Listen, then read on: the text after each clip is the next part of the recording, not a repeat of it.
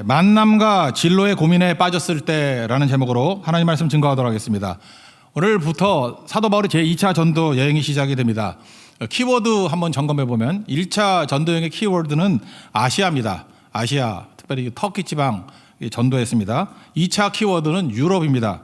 그러니까 이 키워드만 잘 알아도 우리가 핵심을 파악할 수 있다고 생각을 합니다. 1차 전도 여행 때 열매도 많이 거두었고 또 승리도 맛보게 되었습니다. 근데 호사다마라고 좋은 것만 있는 게 아니었죠. 갈등이 일어났습니다. 마가 데리고 갈 거냐 말 거냐 이거 갖고 대판 싸우고 바나바와 헤어지게 되었다라는 것입니다. 마음이 아팠겠죠. 그리고 또 뭐 편했겠습니까? 얼마나 힘든 갈등이 있었겠습니까? 근데 바울에게서 배울 점이 딱 하나 있습니다. 그럼에도 불구하고 멈추지 않고 계속했다라는 것입니다. Keep going. 계속할 수 있는 능력. 이게 진짜 중요한 거라는 거예요. 갈라디아 6장 9절을 보니까 선을 행하다 낙심하지 말라. 때가 이르면 거두리라. 거기 낙심하지 말라. 무슨 뉘앙스예요? 중단하지 말라는 거죠. 낙심은 중단으로 이끌어가는데 중단하지 말고 갈등이 있던 아픔이 있던 뭐가 있든 간에 쭉 가는 거 keep going 하면 마지막에 승리하게 된다. 그걸 우리에게 보여주고 있다는 것입니다. 인생에서 하나님의 축복을 받아야 되는데 두 가지 축복이 필요합니다. 첫째는 만남이고요. 왜 그렇죠? 하나님께서는 우리 외로운 거 좋아하지 않으시거든요. 그래서 만나야 됩니다. 그래서 창세기도 보면은 다 좋다 그러시다가 it is not good 한 게 어디예요? 독처하는 거. 혼자 있는 거 안 좋거든요. 그래서 짝을 만드셨잖아요. 그러니까 만남의 축복, 하나님이 주시는 축복이라는 것입니다. 또 하나는 진로죠. 우리가 어디로 가야 될지 모르잖아요. 헤매고 있는데 하나님의 인도하심, 하나님의 보여주심, 부르심. 그래서 하나님이 원하시는 길로 가는 거. 이게 복이 된다라는 것입니다. 이게 청년 때 되게 중요한 건데 중년, 장년도 다 중요한 거라고 생각합니다. 만남의 축복과 또 진로의 축복을 누릴 수 있는 우리 하나님의 거룩한 종 되기를 바랍니다. 차례대로 살피겠습니다. 첫 번째는 만남인데 만남의 축복을 누리기 위해서 필요한 게 뭐냐? 끝까지 가는 거라는 거예요. 거기까지 가는 거. 중도 포기하면 안 되고 끝까지 갈 때 만남의 축복이 있다는 것입니다. 예외 없습니다. 그냥 초반부터 뭐 만남의 축복, 그건 어쩌다가 생기는 우연일 뿐이지 실제로 만남의 하나님 주시는 만남의 축복은 끝까지 견디는 자, 끝까지 있는 자가 구원을 받는다 그러잖아요. 그 구원이 뭐예요? 축복받는다는 거 아니에요. 만남의 축복이 그때 이루어지게 된다는 것입니다. 1차 전도여행을 할 때 바나바와 단짝을 이루었습니다. 그러니까 바나바와 바울은 잘 어울렸던 것 같아요. 근데 본의 아니게 이 마가의 문제 때문에 대판 싸우고 갈라지게 되었죠. 그래서 대안으로 예루살렘에서 왔던 선지자 중에 한 사람, 두 사람이 왔었죠. 실라를 데리고 같이 사역을 하게 되었습니다. 그런데 제가 아무리 봐도 그런 것 같아요. 바울이 실라를 데려갔던 이유는 그냥 마지못해 데려갔던 것 같아요. 혼자 가기 힘드니까. 또 하나는 대안 부재로. 그래서 이후에도 보면은 바울과 실라가 그렇게 깊이 있게 교제를 나누거나 그렇게 깊이 있게 동역했던 부분은 그렇게 크게 많이 나타나지 않습니다. 그런데 바나바가 사라지고 난 다음에 그 자리에 그 역할을 감당할 수 있는 귀중한 일꾼이 하나 세워지게 되는데 그게 디모데라는 거예요. 디모데는 얼마나 귀했는지 믿음의 아들이다 이렇게 표현했어요. 사도 바울은 결혼 안 했잖아요. 그러니까 믿음의 아들이다 그러면 최고의 동역자다 뭐 그런 뜻이겠죠. 바울도 믿음의 아들이다 그랬고 디모데도 아버지다 이렇게 말할 정도였다라는 거예요. 근거를 보면은 고린도전서 4장 17절을 보면은 사도 바울이 이렇게 표현을 합니다. 내 사랑하고 신실한 아들 디모데를 너에게 보냈다. 그러니까 사랑하고 신실한 아들이다 이렇게 막 극찬을 하면서 디모데를 보냈다라고 말씀합니다. 또 디모데도 바울에 대한 태도가 그랬던 것 같아요. 그 빌립보서 2장 22절을 보니까 디모데 연단을 너희가 안다. 그러면서 디모데에 대한 설명을 이렇게 합니다. 자식이 아버지에게 함같이 나와 함께 복음을 위하여 수고했다. 이런 말을 합니다. 그러니까 자식이 아버지와 함께 이렇게 동고동락하듯이 디모데는 나와 고난을 같이 했던 그저 복음을 위해서 고난을 받은 그런 일꾼이었다. 이렇게 설명을 하고 있다는 것입니다. 그러니까 진짜 일꾼을 만난 거죠. 하나님께서 우리에게 축복을 주시는데 바나바 같은 귀중한 일꾼 떠나갈 수 있죠. 더 좋은 믿음의 아들 같은 디모데를 보내주셨다는 것입니다. 근데 궁금증은 뭐예요? 어디서냐니까 어디서? 그게 루스드라라는 곳입니다. 여러분 예배드린 성도들 가운데 루스드라가 어떤 곳인지 아십니까? 여러분 기억 잘 못하시죠? 근데 바울은 기억합니다. 이유가 뭐냐? 여기서 돌멩이에 맞아 죽을 뻔했던 곳이기 때문에. 저도 어렸을 때 야구를 했거든요. 지금도 보면 그 아리랑 고개라는 데가 있었는데 거기서 야구를 하다가 딴 데 보고 있는데 진짜 고등학교 형님이 던졌던 최고 강속구 야구공으로 옆을 맞았어요. 그래서 이게 아픈 게 한 1년 가더라고. 난 턱이 날아가는 줄 알았어. 그죠? 그래서 지금도 나이가 들었는데도 불구하고 옛날에 그 자리 지나가면 지금 아파트가 다 들어섰는데 여기서 내가 야구 공에 맞았는데 한 번도 잊어버린 적이 없어. 야구공. 그러니까 맞았던 것은 안다고요. 그런데 사도 바울이 루스드라에서 물론 제우스와 헤르메스라 그러면서 추앙도 받았지만 거기서 돌멩이에 맞아 죽을 뻔했죠. 14장에 나오죠. 14장 19절에 보니까 그들이 돌로 바울을 쳐서 죽은 줄 알고 시외에 끌어 내치니라. 그래 죽을 줄 알았다고요. 근데 그 다음 절 보니까 하나님께서 기적적으로 힘주셔서 쿵 하고 일어서서 또 나오게 되는 일들이 벌어지죠. 그러니까 루스드라는 어떤 곳이에요? 돌멩이의 경험이 있던 곳이었다고요. 그러니까 약간 상처도 있겠죠. 트라우마도 있겠죠. 루스드라에서 돌멩이 맞아 죽을 뻔했어. 그런 곳 아니에요. 그런데 1절에 보니까 뭐라고 나오냐면 루스드라 에도 이르메라고 있죠. 좀 조사가 특이하죠. 루스드라 에도라는 게 뭐예요? 이게 헬라어로 보면 에이스를 번역한 거거든요. 에이스는 방향을 뜻하기도 하고 안으로 깊숙이 들어가다 그런 뜻이에요. 그러니까 우리 한국말의 뉘앙스를 본다 그러면 거기까지 갔다 그런 뜻이에요. 그러니까 루스드라까지 갔다. 어떤 곳이냐? 돌멩이에 맞아 죽을 뻔한 위험한 곳인데 거기까지 또 갔다 그런 얘기죠. 그때에 하나님께서 만남의 축복을 주셨다. 우리 인생도 마찬가지입니다. 뭐 어려움이 있으면 중도 포기하잖아요. 근데 그럼에도 불구하고 거기까지 갈 때, 끝까지 갈 때 하나님께서 만남의 축복을 주신다. 뭐 그런 뜻하고 일맥상통한다고 생각을 합니다. 우리 복음성가 가운데 주님 다시 오실 때까지 그런 찬양이 있죠. 나는 이 길을 가리라. 그 다음에 그 두 번째 줄이 나오는 게 인상적이에요. 나의 가는 이 길 끝에서 나는 주님을 보리라. 그러니까 주님을 본다는 게 뭐예요? 그게 축복이고 만남이고 그게 은혜고 그런 거 아니에요? 최종 열매고 승리고. 그러니까 나의 가는 이 길 끝에서 주님을 본대요. 이 길 끝에서. 그러니까 주님 길 쭉 가다가 보면 끝에 주님의 은사가 있고 축복이 있고 예수님이 계신다라는 거예요. 똑같은 거죠. 사도 바울이 끝까지 갔을 때 어디까지요? 돌멩이에 상처가 있는 루스드라까지 갔을 때에 만남의 축복이 있더라. 이게 너무너무 중요한 거죠. 옛날에 그 캘리포니아 금광 터졌을 때 뭐 있었던 얘기라 그러는데 여러 번 들어봤을 거예요. 어떤 사람이 가서 금광을 다시 캘라 그러는데 이전에 있던 사람이 꽃갱이로 금 찾으려고 내리 찍었다가 걸려 있는 거 거기서부터 시작을 했대요. 그래서 꽃갱이를 잡아 당기니까 금맥이 보이더래. 그러니까 무슨 얘기예요? 이전에 있던 사람이 한 번만 더 내리쳤으면 금맥을 발견한 건데 한 번 못해서 그런 거죠. 인생이 그런 게 되게 많아요. 한 번만 더 또는 끝까지. 그러면 반드시 축복과 은혜가 있는데 마귀가 항상 갈라디 6장 9절 그러잖아요. 선을 해가 낙심하게 만든다니까, 중도 포기하게 만든다니까요. 그런 축복이고 뭐도 없고 그런 걸 소위 말해서 뭐라 하죠? 개고생 그러는 거죠. 고생만 쭉 돌아가고 아무 열매도 얻게 된다는 것입니다. 혹시 여러분들 지금 외롭고 내가 만남의 축복을 누려야 되는데 이게 왜 안 되나 그런 사람 있습니까? 중단하지 말고 끝까지 가십시오. 그때 만남이 있다는 거예요. 어떤 거냐? 주의 뜻 붙들고 내 뜻이 아니라 주님의 뜻 붙들고 쭉 가면은 만남의 축복이 임하게 된다는 것입니다. 하나님께 절대로 우리 홀로 두지 않습니다. 바울 홀로 두게 만들었어요.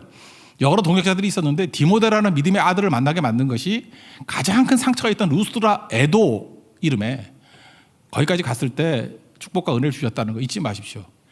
저는 크리스마스 칸타타 이렇게 들을 때마다 목사니까 되게 많이 듣잖아요. 칸타타 많이 듣는데 그중에 그 크리스마스 칸타타 많이 작곡한 사람 중에 하나가 그 로저 스트레이더라는 사람이 있습니다. 로저 스트레이더.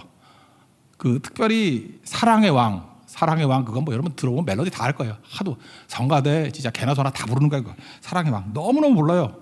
내 기억에 한 200번은 들은 것 같아. 200번은. 내가 음악 별로 좋아하다는 데가 다 외울 정도야. 하도 불러가지고. 그러다 동생들이 또 음악을 해가지고 맨날 연습하니까 맨날 들었다고 그거. 사랑의 왕. 사랑의 왕. 근데 그것만큼 유명하지는 않지만 또 평화의 왕이라는 것도 있어요. 7개의 곡. 근데 평화의 왕 중에 요즘에도 부르는 찬양이 있다고요. 거기 두 번째 노래가 요셉과 마리아의 노래라는 게 있어요. 서로 독창하다가 나중에 합창으로 이렇게 코러스로 이제 코러스가 아니라 그 뭐죠? 화음으로 이제 끝나는 노래인데 그 노래가 이름이 투게더예요. 투게더. 그거 들어봤을 거예요. 하나님께서는 우리의 만남을 계획해 놓으셨네. 여기도 모르네. 여러분 최근에 믿은 사람들이죠. 약간 오래 믿었으면 다 아는 노래인데, 그죠? 우린 하나 되어 어디든 가리라.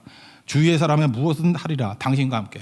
이게 뭐냐면은 마리아도 헷갈리고 요셉도 헷갈린 거 아니에요. 마리아한테 와가지고 천사가 뭐라 그래요? 야, 너 애 임신했다. 그러면서 뭐 메시아다. 그죠? 하나님의 아들 임신했다. 뭐 이렇게 얘기하는데 이게 황당한 거 아니에요? 나는 남자를 모릅니다. 그럴 거 아니에요, 처녀가. 나 남자 모르는데 어떻게 임신을 해요? 그랬더니 하나님 말씀은 능치 못할 것이 없다. 그랬더니 마리아가 믿음이 대단하죠. 하나님이 뭐 하신다 그러면 되겠죠. 그러면서 말씀대로 내게 이루어지리라. 누가복음 1장 38절 말씀이에요. 그러니까 하나님의 뜻을 그냥 수용하는 거예요, 수용. 그리고 요셉도 마찬가지죠. 요셉도 자기하고 그 같이 잠자리도 같지 않았는데 자기 약혼녀가 임신을 했대. 근데 천사가 와서 뭐라 그러냐면 하나님의 성령을 잉태된 거래. 그랬더니 받아들이잖아요. 아멘하고. 그러면서 둘이 이해 안 되잖아요. 이해 안 되는데도 불구하고 하나님의 뜻 앞에 굴복하면서 그냥 끝까지 가는 거예요. 그래서 둘이서 노래 부르는 게 이게 두 번째 노래라고. 평화의 왕 두 번째 노래. 하나님께서 우리의 만남을 계획해 놓으셨다. 그리고 우리는 하나 돼가지고 어떤 난조건이 있다 할지라도 어디든 갈 것이다. 주위에서라면 무슨 일이든 하겠다. 신앙이죠. 그래서 가는 거예요.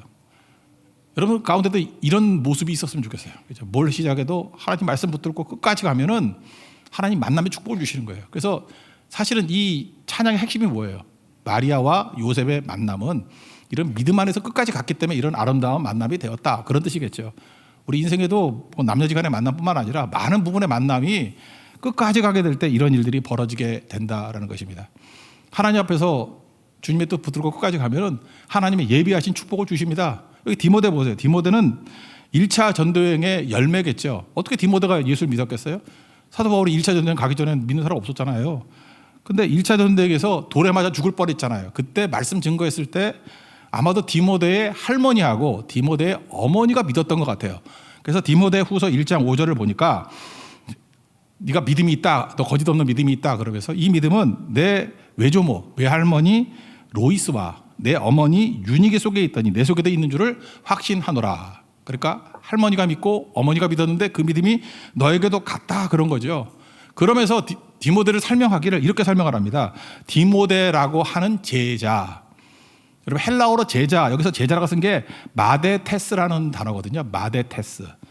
이건 마음을 빼앗긴 사람이라는 거예요. 그냥 뭐 적당히 따라다니는 사람이 아니라 예수님께 홀딱 마음을 빼앗긴 사람. 디모데가 그런 모습이었다라는 거예요. 그런 모습으로 준비되어 있었다라는 거죠. 바울이 디모데 데려다가 양육한 게 아니에요. 하나님께서 이미 준비시켜 준 거죠. 그걸 여호와 이레 그러잖아요. 하나님 준비시켜 준 거. 그러니까 바울이 했던 일이 뭡니까? 중단하지 않고 포기하지 않고 끝까지 갔더니 루스드라까지 갔더니 그죠? 끝까지 충성하고 갔더니 하나님께서 이런 만남의 축복을 주시더라. 여러분 인생도 이런 만남의 축복이 있기를 원합니다. 끝까지 가십시오. 중도 포기하지 말고 그럼 하나님이 준비하신 최고의 것을 만날 수 있다라는 것입니다. 여기 보세요. 이게 디모데 같은 사람은 사실은 하이브리드거든요. 아버지는 헬라인이고 엄마는 유대인. 그러니까 이거 뭐라고 설명해야 되나? 엄마는 믿고 아버지는 안 믿었다. 뭐 이렇게 표현해도 되나? 하여튼 그런 케이스. 그러다 보니까 헬라인에게 전도할 때 너무 유리한 거죠. 양쪽을 다. 하이브리드라는 게 뭐 자동차를 치면은 전기로도 가고 휴일로도 가고 뭐 그런 걸 하이브리드 그러지 않나? 자전거죠. 자전거 좋아하니까. 자전거, 마운틴 바이크, 산악 자전거하고 로드 자전거하고 중간쯤 되는 거 하이브리드라 그래요. 그래서 중간쯤 가는 거. 양쪽, 전천후로 뛸 수 있는 거. 그러니까 바울이 이런 좋은 동역자를 얻게 되었다라는 것입니다. 이게 되게 중요한 거죠. 제가 이게 아버지는 헬라인, 엄마는 유대인 하니까 생각나는 게 있는데 몇 년 전에 그 유치원 꼬마예요. 유치원, 지금 초등학생인데 걔하고 저는 유치원 애들하고 저는 얘기하는 거 되게 재밌어합니다. 특별히 그것도 말통하는 똑똑한 애들, 똑부러지게 말하는 애들 있잖아요. 그냥 물어봤어요. 너 꿈이 뭐냐? 꿈이 중요하거든요. 꿈이 엉터리 같으면 좀 좋은 꿈 심어주려고. 꿈이 뭐냐? 그랬더니 이 아이가 거친 주에 십자가 지고 사는 게 꿈이래. 그때 우리 거친 주에 십자가 많이 찬양할 때거든요. 거친 주에 십자가 지고 사는 게 꿈이래. 범상치 않죠. 이러다가 이거 나중에 뭐가 되려고 그러나. 그래서 제가 한 번 더 물어봤죠. 그래, 꿈은 그거. 또 기도 제목이 뭐냐? 그랬더니 아버지는 헬라인이고 엄마는 유대인이래. 그래서 아무리 봐도 또 한국 사람인데 지금 뭔 소리 하는 거야? 그랬더니 얘가 유치원 애가 이런 말을 해요. 아빠가 헬라인 그러는데 이게 뭐냐 하면은 잘 안 믿는다 그런 뜻이에요. 아빠는 잘 안 믿고 엄마는 잘 믿는데 그러면서 아빠도 유대인 되는 게 꿈이래. 뭐 이런 식으로 기도 제목이래요. 그 보통 애가 아니죠, 그죠? 제가 볼 때 그런 배경에서 태어난 사람이 디모데라고. 제가 볼 때 그 아이도 보니까 나중에 디모데 같이 크게 쓰임 받을 수 있다고 생각을 합니다, 그죠? 하나님 앞에서 이렇게 준비시켜 준다고요. 하나님 앞에 끝까지 가면 내가 준비하는 거 아니에요. 내가 포도고 만들 게 아니라 과수원도 이미 만들어진 거 하나님께서 주시는 거고요. 내가 집 지을 필요도 없어요. 이미 지어진 집을 우리에게 주시는 경우도 있다라는 거예요. 왜? 끝까지 가기만 하면 하나님이 이런 만남의 축복, 그죠? 어떤 때는 뭐 우리 집의 축복, 과수원의 축복 다 주신다는 것입니다. 중도 포기하지 않고 끝까지 갈 수 있는 하나님 종되기를 바랍니다. 우리 이거 한번 읽어봅시다. 1절과 2절이 그 내용입니다. 1절, 2절 시작.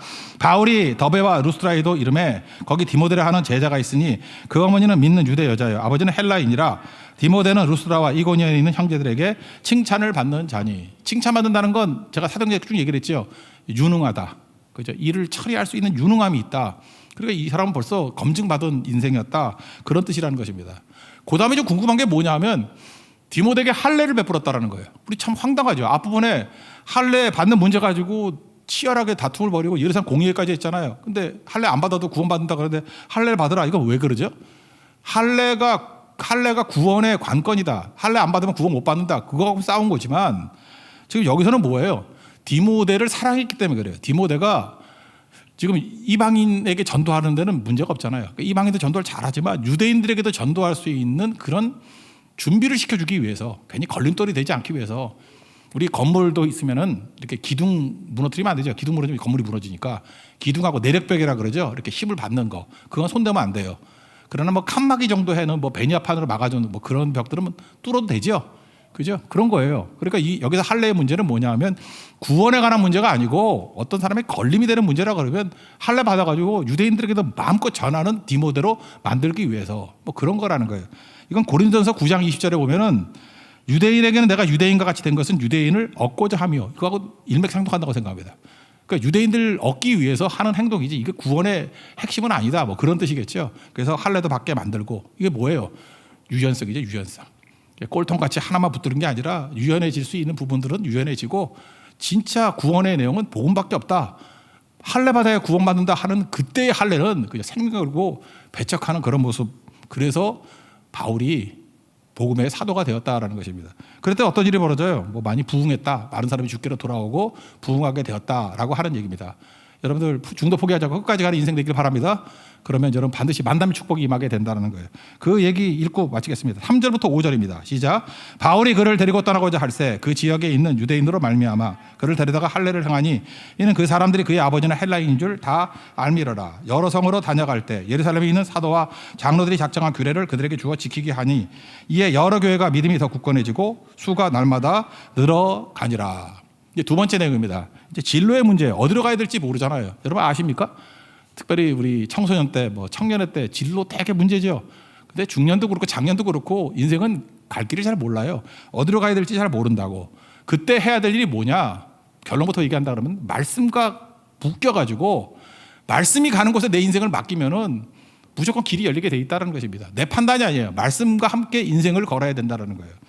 여기 내용을 보면은 이거예요. 6절부터 쭉 보면은요, 뭐가 안 풀리는 것 같아. 여러분 이렇게 하나님의 뜻대로 잘 사는 것 같이 보이는데 안 풀려요. 왜 안 풀리냐?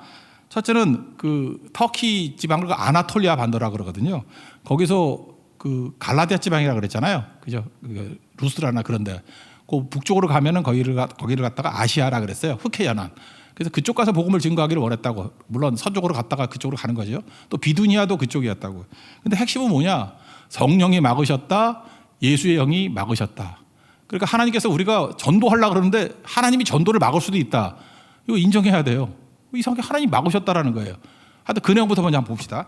6절, 7절을 한번 다 같이 읽겠습니다. 시작. 성령이 아시아에서 말씀을 전하지 못하게 하시거늘 그들이 부르기아와 갈라디아 땅으로 다녀가 무시아 앞에 이르러 비두니아로 가고자 애쓰되 예수의 영이 허락하지 아니하시는지라.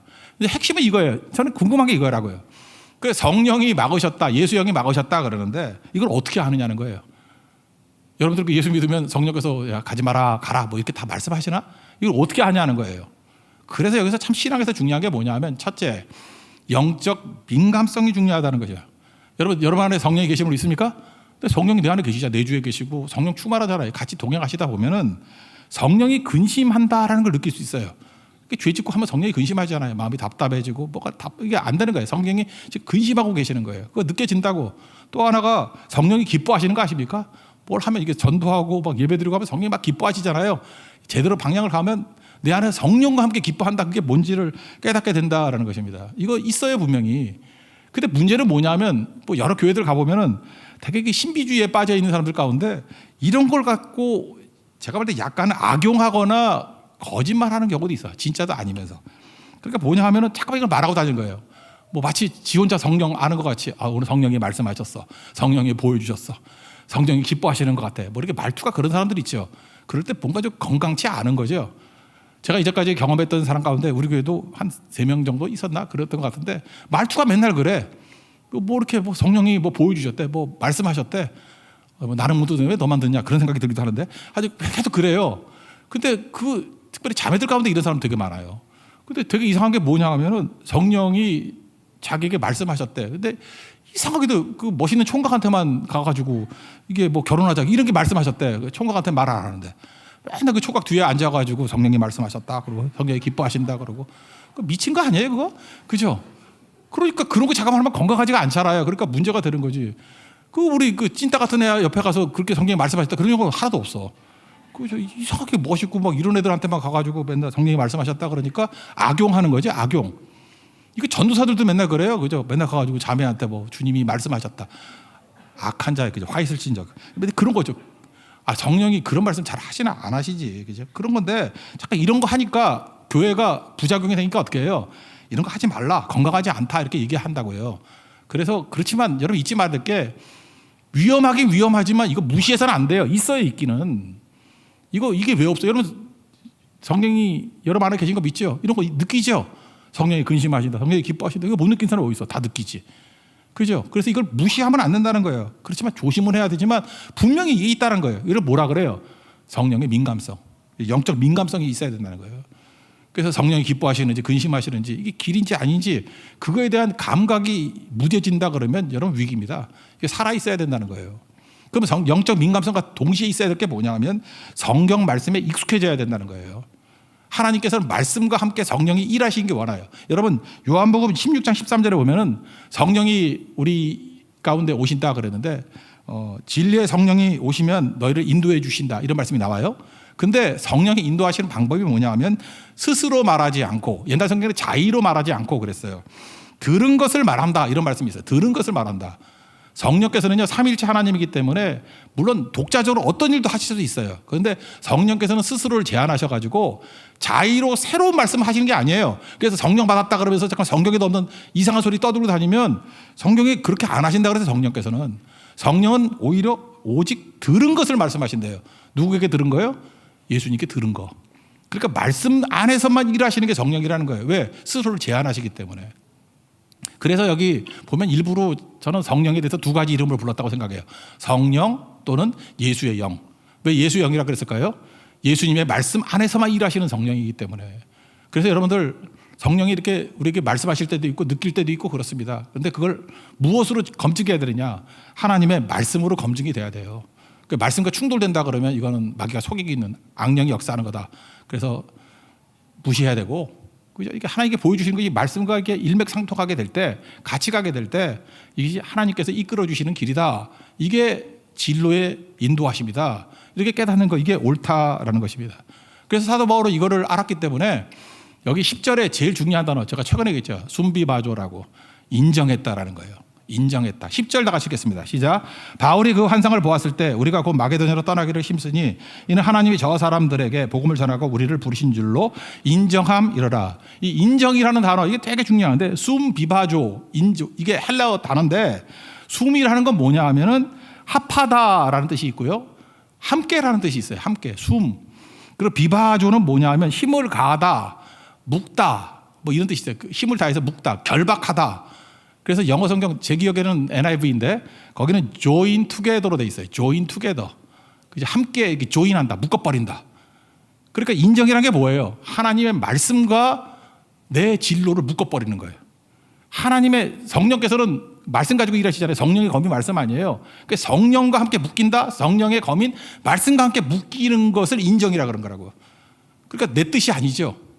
말씀과 성령이 인도하시는 거에 내 몸을 묶어서 그쪽으로 가는 거예요. 그래서 사도 바울 머릿속에는 마게도냐에 대한 개념이 없었어요. 자기는 오로지 아시아 거기로 가려고 그랬죠. 흑해 쪽으로 가려고 그랬죠. 그런데 자기 머릿속에 전혀 없던 곳에 하나님이 부르심이 있었다고, 보여주심이 있었다고. 그래서 거기에 나는 이해 납득 공감이 안 되지만 거기에 내 인생을 묶고 말씀에 묶어서 글로 가게 되었다. 그래서 아놀드 토인비가 그런 얘기 했잖아요. 사도 바울이 탄 배는 유럽의 문명을 실은 배라고. 그 위에 사실 세계 역사의 주역이 된 게 유럽 아니었습니까? 이거 뭐예요? 하나님께서 복음이 그쪽으로 가게 만들어서 전 세계를 한 바퀴 돌게 만든 거죠. 그게 하나님의 역사하심. 여러분도 진로는 이렇게 생각해야 돼요. 언제나 인정합니다. 숨비바조. 내 인생을 숨비바조. 말씀과 묶어야 돼요. 내 인생을 숨비바조. 성령의 검과 함께 묶어야 된다고. 그럼 안전합니다. 길이 열립니다. 그게 우리가 가야 될 길이라는 거예요.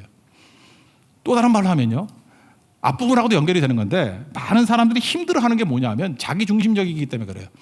저는 이런 사람들을 봤어요. 이 겉으로 볼 땐 겸손하고 되게 교양 있고 그래요.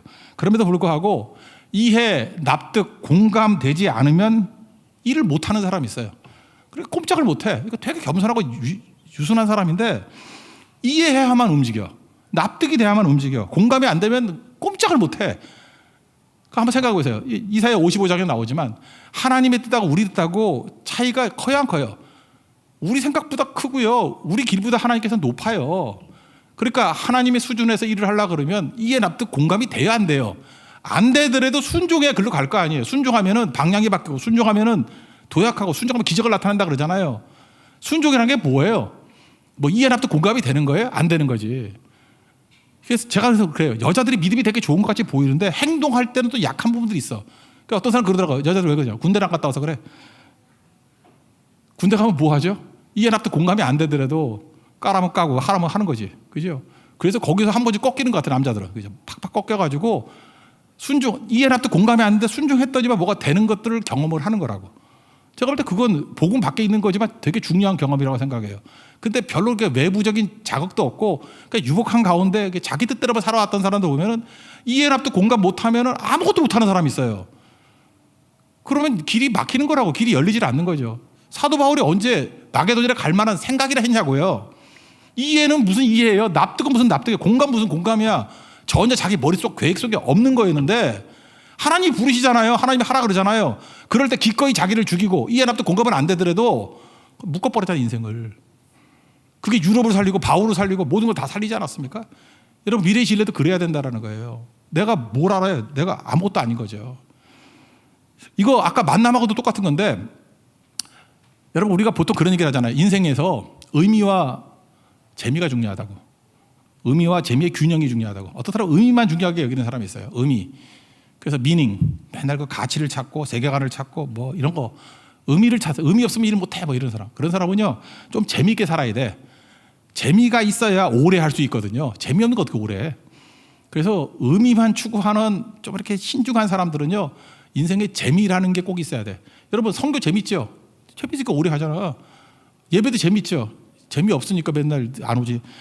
제가 얼마나 재밌으면 목사하겠어. 되게 재밌어요. 그래서 의미도 찾지만 재미가 있어야 오래 한다고. 반면에 재미만 추구하는 사람 있죠. 나중에 공허해져요. 의미 찾아야 돼. 의미. 근데 이 두 가지 균형이 되게 중요한 건데 이건 더 설명 안 할게요. 의미와 재미가 중요한데 의미와 재미는 궁극적으로 보면 나 중심 아니에요. 내가 의미를 아는 거고 내가 재미를 아는 거 아니에요. 그게 주관적이라고. 그런데 어느 순간인가 하나님께 나를 크게 만드시기 위해서 주시는 또 하나의 미가 있는데 그게 흥미예요. 흥미.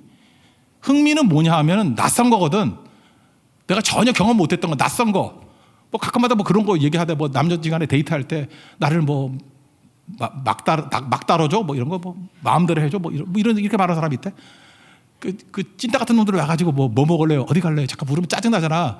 네가 알아서 좀 해주면 안 돼? 뭐 이런 거 있잖아요. 사람이 자유로부터의 도피가 있잖아요. 인간이. 공감 안 해? 나만 그러나? 나 잠깐 묻는 거 짜증나더라고요. 그냥. 뭐 맨날 뭐 먹을래요? 뭐 해줄 거예요? 고기 해줄까? 뭐 해줄까? 알아서 해줘. 알아서 맛있는 거. 그런 게 중요한 거죠. 예. 하여튼 그런 게 있잖아 인간이. 이렇게 맡기는 거. 흥미는 뭐예요? 맨날 내가 원하는 것만 해가지고 흥미가 안 생기죠. 이렇게 낯선 거라고. 낯선 거. 하나님이 우리를 부르시는 건 낯선 거죠. 새로운 세계를 부르는 거 아니에요. 사도 바울에게 마게도냐는 낯선 곳이에요. 흥미의 영역이에요. 흥미는 뭐죠? 사실 두렵기도 하지만 낯선 곳이에요. 거기에 순종할 때 새로운 세계가 열리는 거죠. 큰 세계가 열리는 거라고.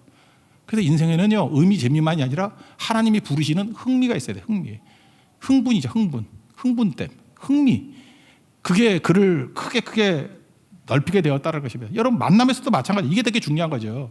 만남도 자기 중심이 되면은 맨날 그래요. 뭐 내가 원하는 조건들만 쭉 얘기를 해. 어떤 게 물어보니까 그래. 뭐 예쁘고 뭐 늘씬하고 신앙 좋고 그런 여자가 어딨냐 그래서 내가 그런 여자가 어딨냐고. 예쁜데 왜 신앙이 좋냐고. 말이 안 되는 소리 하지 말라고. 그죠? 그런 사람이 어딨냐고. 그리고 제가 한번 얘기했어요. 그 형제 내가 죄송한 얘기지만 이따 치자. 근데 그런 여자가 너하고 왜 만나냐 내가 그랬어요. 내가 봐도 내가 그 말을 안 했잖아. 너 찐따인데. 내가 너 같은 애 왜 만나냐? 웃지 마라 여자들. 똑같아 여자들도. 남자 뭐 키 크고 뭐 멋있고 뭐 잘생기고 신앙 좋고 그런 남자 여러분을 안 만나는 게 아니라 없어요. 존재도 하라는 거 만나려니까 문제가 되죠. 여러분 잊지 말라고요. 만남이라는 건요, 일단 이거예요. 여러분이 어떤 사람을 만나든 간에 그 사람은 불량품이에요. 성경에 나와 있어요. 모든 인간은 다 불량품이에요. 그게 뭐라고 돼 있어요? 죄인이라고. 의인 없나니 하나도 없다고. 죄인이 뭐예요? 불량품이라고. 멀리서 보니까 그럴듯해 보이죠. 한번 가까이 가보세요. 교제 나눠보세요. 다 불량품이에요. 나도 불량품, 너도 불량품. 인간은 다 불량품이에요. 그죠? 불량품 가운데 서로 불쌍히 여기고 하나님을 중심으로 이렇게 맞춰나가는 게 만남이지, 완성품 만나는 게 아니라고요. 그걸 알아야 되는 거죠. 그러면 만남이 제대로 이루어지기 위해서 필요한 건 뭐냐면 하나님께 열려 있어야 돼요. 하나님이 나를 부르시고 만나게 하시고 나를 인도하시는 거. 만남과 진로 다 마찬가지예요. 그걸 수용하고 영접할 때 가게 되는 거예요. 그리고 또 하나는 뭐냐 하면은, 허용이라는 건 뭐냐면, 우리 그 비틀즈 노래 가운데 레디비가 있죠. 레디비가 뭐야 뜻이 그게. 순리에 맡겨라 그런 뜻이지. 순리에 맡겨라. 우리 한국말에 제일 비슷한 게 뭐냐, 내비도, 그냥 내버려둬, 레디비, 그런 거죠. 뭐 이렇게 꼼꼼하게 뭐 내 뜻대로 하려고 한다 보면 여러분들 아무것도 못해요. 그래서 완벽주의자들이 원래 인생 피곤하게 살고 외롭게 살고 정말 더럽게 재미없게 살아요. 인생은 그렇게 완벽하지 않아요. 그냥 레디비, 그냥 허용하라고요. 순리대로 맡겨버리고, 그리고 하나님께 좀 내 인생을 맡겨봐요. 그죠? 맡겨보면 하나님께 준비하시기 때문에 보내는 거 아니겠어요? 뭐 알고 가나 믿고 가지. 우리가 신앙은 알고 가는 거 아니에요. 믿고 가는 거라고. 그래서 말씀과 묶이게 되면 그 길이 활짝 열리는 길이 될 수 있다는 것입니다. 그 믿음 갖는 하나님 종되길 바랍니다. 그럼 우리 길들이 다 이렇게 될 거예요. 9절 환상 봤죠? 9절 읽겠습니다. 시작. 밤에 환상이 바울에게 보이니 마게도냐 사람 하나가 서서 그에게 청하여 이르되 마게도냐를 건너와서 우리를 도우라 하거늘. 이거 부르심 아니에요. 도우라가 뭐예요? 복음 전해달라 그런 거 아니겠어요? 도와달라. 그러니까 우리 인생이 그런 거죠. 잘 보세요. 우리 결혼도 잘 안 되는 이유가 뭐냐 하면은 좋은 남자, 좋은 여자 만나려고 그러니까 그래. 그러니까 내 부족을 채워줄 사람. 저 사람 만나면 뭐 나의 이걸 채워주고 나를 행복하게 만들고 그런 사람 없다니까요. 그런 사람이 어디 있어? 그런 사람이 있으면 왜 널 채워줘? 딴 사람을 채워주지. 그러니까 그렇게 힘들어지는 거죠. 그러니까 결혼이나 이런 만남 같은 거는 선교지라고 생각하면 돼요. 우리 네팔 선교 가는 거 뭐 좋아서 가요? 필요하니까 도우러 가는 거지. 그렇게 이렇게 생각하면 돼요. 내가 누구를 도울까? 지천에 깔려 있어요. 도울 찐따들 너무 많아. 저 나도 불쌍한데. 그러니까 다 도울 수는 없으니까 골라서 하나만 도와야지. 내가 어떤 놈을 도울까? 그러면 금방 찾고요. 어떤 제자를 도울까? 그럼 지천에 깔려 있다고. 근데 나를 중심으로 누가 완벽한 남자인가? 누가 나를 채워주나? 누가 나하고 어울릴까? 그런 거 없는 거죠. 성교뿐만 아니라 만남, 진로 모든 게 다 마찬가지예요. 하나님께서 우리에게 축복의 통로로 만드셨잖아요. 압도적인 하나님의 은혜를 받고 나로부터 흘러가는 거라니까요. 오버플로우, 흘러가는 거니까 누구를 도울까? 마게도냐 왜 갈 수 있어요? 우리를 도와달라 그러니까 가는 거예요. 도와달라 그러니까. 우리가 복의 근원 아니에요. 축복의 통로 아니에요. 제세상 나라 아니에요. 흘러가는 거죠. 그리고 길이 열리는 거지. 광야로 가면 좋지요. 광야 가서 길 만들면 되지. 사막으로 가면 좋지요. 우리가 흐르니까 강 만들면 되지. 그래서 옥토로 만드는 거 아니에요. 사명이죠. 이게 하나님의 부르심이라는 것입니다. 오늘 우리 인생에서 맨날 헷갈리게 만드는, 사실은 자기 중심이기 때문에 이런 문제가 생기는 거라고요. 만남의 문제. 중도 포기하니까 그래요. 주님 뜻 붙들고 요셉과 마리아 같이 끝까지 가 보십시오. 그러면 루스라 에도 이름에 에이스, 거기까지 가면 하나님께서 만남에 예비된 축복을 주신다는 거예요. 진로도 마찬가지죠. 내가 결정하는 것은 허망합니다. 하나님 말씀과 숨 비바조 함께 조인 투게더 이렇게 묶어버리면 하나님께서 가장 좋은 거, 합력하여 선을 이루실 최고의 장소로 우리를 이끌어 가신다는 거예요. 오늘 예배드린 성도 가운데 만남에 대한 고민이 있고 진로에 대한 고민이 있으신 분들, 오늘 이 말씀을 주님의 음성으로 듣고 하나님 앞에 순종함을 통해서 길이 활짝 열릴 수 있는 하나님의 종 되길 바랍니다. 특별히 새벽기도 열심히 하십시오. 우리 기도의 자리, 만남도 그래요. 온 가족이 좀 모이길 원하고 친구들끼리 놀만 가려고 그러지 말고 새벽기도 같이 나오려고 그러고, 그 다음에 이번에 15차 네팔 선교 4명 갑니다. 거기서 150명 정도에 모여서 네팔 청년 찬양 축제가 있대요. 그래서 말씀 증거하는 목사님 한 분 가시고, 그 다음에 기타 또 음악 교육하시는 분, 피아노 가르치실 분, 그렇게 가서 이제 팀을 가는데, 이런 팀들 지금도 여기 앞에 서 있는 거 보는데 새벽기도 빠지려고 나오세요. 현장 갈 때까지 잘 준비하죠. 네팔에 왜 4명 보내죠? 네팔이니까 4명 보내는 거예요. 4명 보내가지고 영적으로 준비해서 4명이 가지만 영적으로는 40명, 400명 정도 되는 압도적인 은혜로 우리 복음 증거해야 된다는 것입니다. 여러분 잊지 마십시오. 기도의 자리 떠나면 모든 능력 다 잃어버린다는 거예요. 만남의 축복도 사라져버리고 진로의 형통도 사라져버립니다. 우리 기도의 자리를 잘 지키므로 말미암아 모든 것들이 형통하고 합력하여 선을 이룰 수 있는 하나님의 거룩한 종 되기를 축원합니다. 자리에서 일어나겠습니다. 하나님의 부르심 찬양하겠습니다.